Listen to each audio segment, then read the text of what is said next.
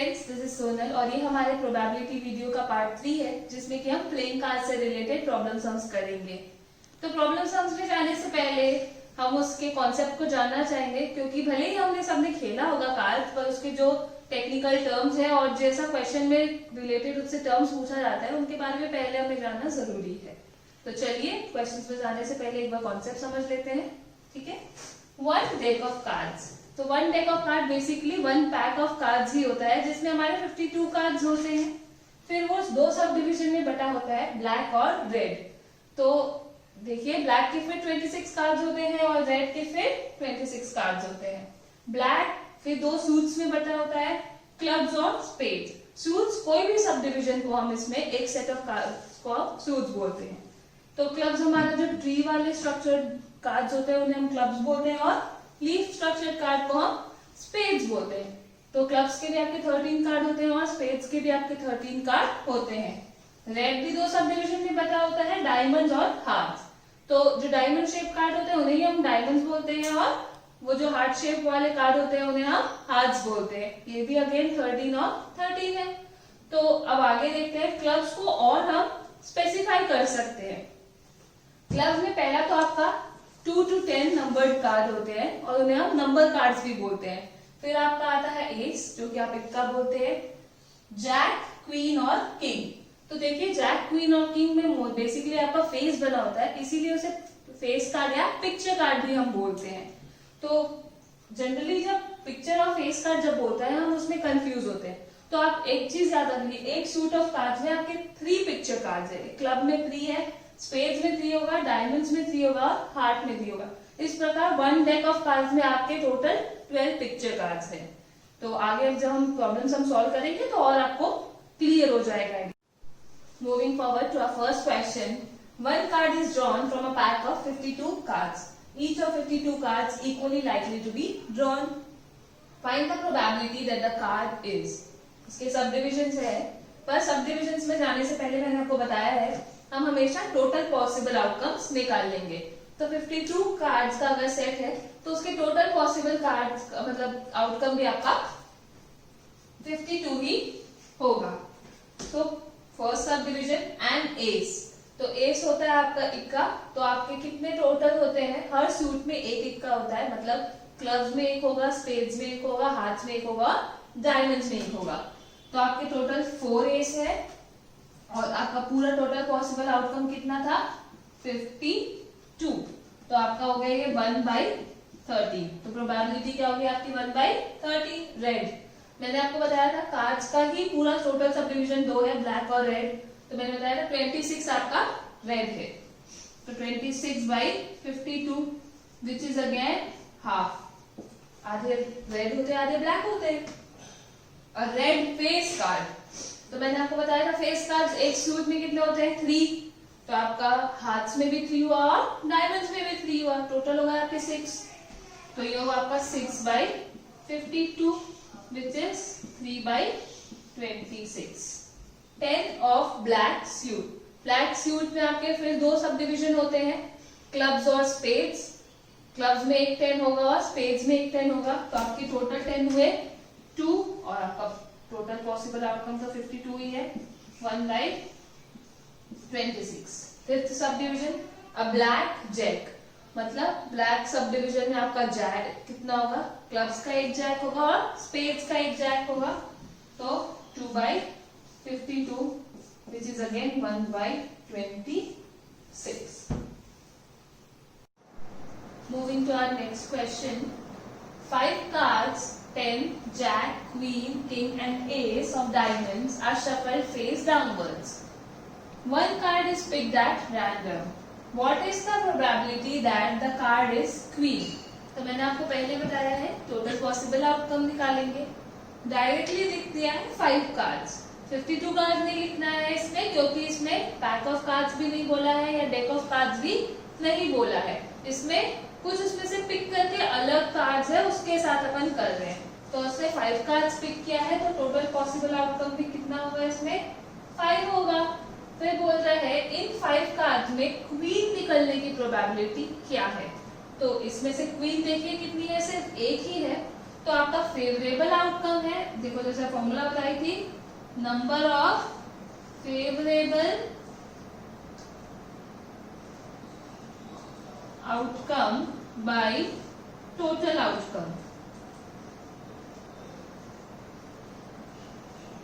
तो आपका favourable outcome तो था 1 और टोटल आउटकम्स थे 5, तो आपकी प्रोबेबिलिटी हो गई 1/5। If a king is drawn first and put aside, what is the probability that the second card picked up is the ace? तो बोला है इन 5 कार्ड में से किंग निकाल के अलग रख दिए। 5 था, किंग निकल गया, तो बचे कितने आपके 4। ये नहीं सोचना है कि पहला टोटल पॉसिबल आउटकम यही है तो वही चलेगा, क्योंकि कई बार आपको ये ट्रिक करेगा बट आपको वहां पे फंसना नहीं है। तो इसमें आपके आप किंग हटा दिए तो आपका टोटल आउटकम्स हो गए 4। उसमें से एस कितना है आपका 1 है, तो फिर आपकी प्रोबेबिलिटी क्या हो गई 1/4। चलिए अब अपने थर्ड क्वेश्चन की तरफ बढ़ते हैं। अ card is drawn at random from a pack of 52 cards, find the probability that the card drawn is. चलिए तो सबसे पहले मैंने बोला था निकालेंगे अपना टोटल पॉसिबल आउटकम, सीधा सीधा लिख दिया है 52 कार्ड्स, तो अपना टोटल पॉसिबल आउटकम भी क्या होगा 52। पहला सब डिविजन देखते हैं, ईदर अ ब्लैक कार्ड और अ किंग, मतलब या तो ब्लैक कार्ड होना चाहिए या फिर किंग होना चाहिए, ठीक है। इन दोनों में से कोई ना कोई एक चीज तो वो होना चाहिए। तो अपने ब्लैक कार्ड अपन देखे थे कितने थे 26 थे, और पूरे सेट में आपके किंग कितने थे 4, पर 2 किंग तो ऑलरेडी ब्लैक कार्ड्स में आ गए ना, एक स्पेड का किंग और एक क्लब्स का किंग। तो बचे अब और आपके कितने किंग्स, हार्ट्स का किंग और डायमंड्स का किंग, तो वो हो गया है आपका 2। तो आपके टोटल फेवरेबल आउटकम्स कितने हो गए आपके 28, और अपना पॉसिबल आउटकम था 52। कैंसल आउट करिए 7/13, आपका आंसर होगा आपका 7/13। तो सेकेंड है आपका ब्लैक एंड किंग, मतलब ब्लैक भी होना चाहिए और किंग भी होना चाहिए, मतलब ब्लैक का किंग होना चाहिए, ठीक है। तो अपन देखे थे क्लब्स में एक किंग होता है और स्पेड्स में एक किंग होता है, तो ब्लैक में टोटल अपने कितने किंग हुए 2 हुए, तो ये हुआ आपका फिर से 2/52, 1/26। थर्ड है आपका स्पेड्स और एंड एस, मतलब या तो आपका स्पेड्स होना चाहिए या फिर आपका एस होना चाहिए। तो अपन देखे थे स्पेड्स के कितने कार्ड है 13 और एस होते हैं 4, पर उसमें से एक एस तो आपका स्पेड्स में निकल गया, तो अब कितने एस बचे 3 और है, तो क्या कर दिए अपन प्लस कर दिए, तो 13 + 3 हुआ आपका 16/52। कैंसल आउट करेंगे तो 4/13। फोर्थ सब डिविजन है आपका neither an ace nor a king, मतलब ना तो एस होना चाहिए और ना ही किंग होना चाहिए। तो अपना अपन देखे थे पूरे सेट में एस कितने थे आपके 4 और किंग भी आपके थे 4।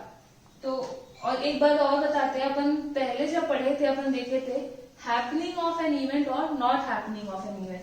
तो प्रोबेबिलिटी ऑफ एनी इवेंट और probability of not getting an event, तो ये 2 चीज होती है। तो अपन ये भी देखे थे कि probability of any event is 1 minus not getting an event, और probability of not getting any event is also 1 minus probability of getting the event. ये चीज आपको याद रखना है कि किसी इवेंट की ना होने की प्रोबेबिलिटी 1 माइनस उसके होने की प्रोबेबिलिटी के साथ होती है।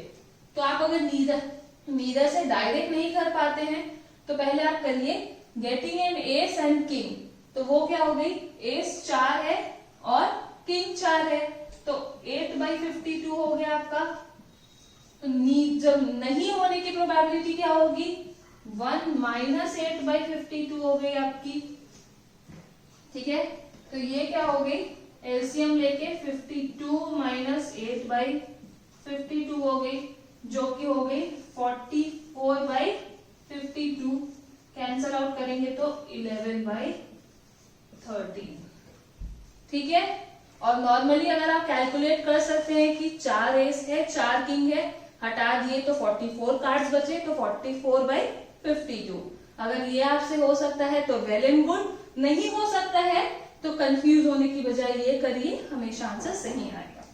फिफ्थ पे जाते हैं, अदर देन एस, मतलब एस को छोड़कर, इसका मतलब नॉट गेटिंग एन एस। तो क्या हुआ, गेटिंग एन एस की प्रोबेबिलिटी क्या हो गई, गेटिंग एन एस की प्रोबेबिलिटी आपकी हो गई है 4/52। तो probability of not getting N S क्या होगी, 1 माइनस 4/52, जो कि आपका फिर क्या होगा 48/52, जिसको हम फिर कैंसिल करेंगे तो 12/13। सो फ्रेंड्स, ये हमने कार्ड से रिलेटेड सारा कॉन्सेप्ट कवर कर लिया, जिनको पढ़ने के बाद आप कार्ड से रिलेटेड सारे प्रॉब्लम सॉल्व कर पाएंगे। अगर आपको मेरा वीडियो पसंद आया होगा तो please like, share and subscribe. और हमारे आगे पार्ट्स में हम और भी क्वेश्चंस, इंटरेस्टिंग क्वेश्चंस और कॉन्सेप्ट लेकर आएंगे। So stay tuned and thank you.